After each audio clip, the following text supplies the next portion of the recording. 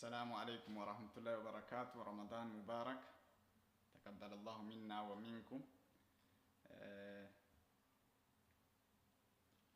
በሐሳብ ግን ወደ ጋሩ ሂራ በዛ ጨለማ ነብያችን ሰለላሁ ዐለይሂ ወሰለም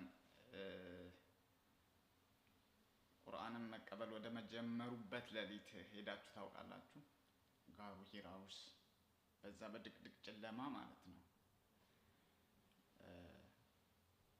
አስባችሁታል? ድቅድቅ ተራራ ውስጥ ነው። በጣም ጨለማ ነው። ምሽት ነው። ሰው የለም። ጸጥ ባለ ተራራ ውስጥ ረሱል ሰለላሁ ብቻቸውን ቁጭ ብለው አላህን እያስተነተኑ ስለ አላህ እያሰቡ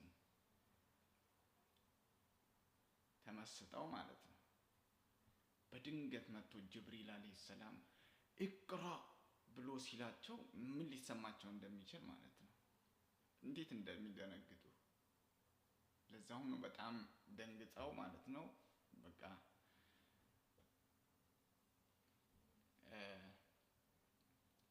ሲንቀጠቀጡ ያው ጅብሪል መጨረሻ ላይ እንዳቀፋቸውና እንትን እንዳይደነግጡ እንዳደረጋቸው ነግረውናልና ይሄ ያው እንግዲህ አላህ Subhanahu Wa Ta'ala ለኛ ከሰጠን ለሰው ልጆች ከሰጠው ስጦታ መካከል አንደኛው ስጦታ ቁርአን ነው ብለናል። ያንን ቁርአን ግን ዝም ብሎ አይደለም አላህ የሰጠን፣ ዝም ብሎ አይደለም ቁርአን የወረደው። ቁርአን ተሸክመው ወደኛ ያደረሱ ቁርአንን እኛ ጋር ለማድረስ በጣም ብዙ መስዋዕትነት የከፈሉ አላህ መልእክተኛ ሰለላሁ ዐለይሂ ወሰለም ስለነበሩ ነው። በሳቸው አማካኝነት ነው ይሄ ቁርአን እኛ ጋር የደረሰውና ሁለተኛው አላህ ለሰው ልጆች ከሰጠው ትልቅ ስጦታ መካከል ረሱሉ ሚነላህ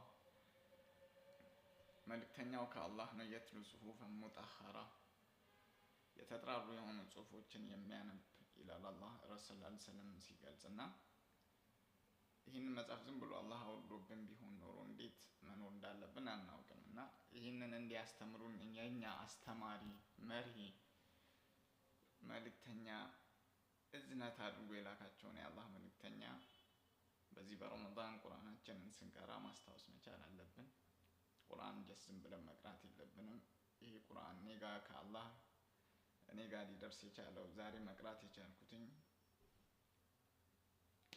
በአላህ መልእክተኛ አላህ በላከልን መልእክተኛ አማካኝነት ነውና ስለዚህ እሳቸው የተወጡትን ሚና ይሄን ቁርአን እኛ ጋር ለማድረስ የከፈሉትን መስዋዕትነት የተንገላቱትን መንገላታት በአእምሮአችን ማሰብ መቻል አለብን።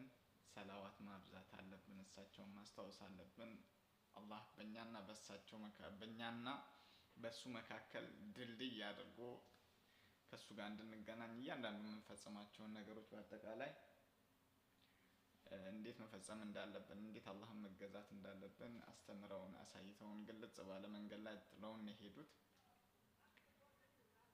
اللهم صل وسلم على نبينا محمد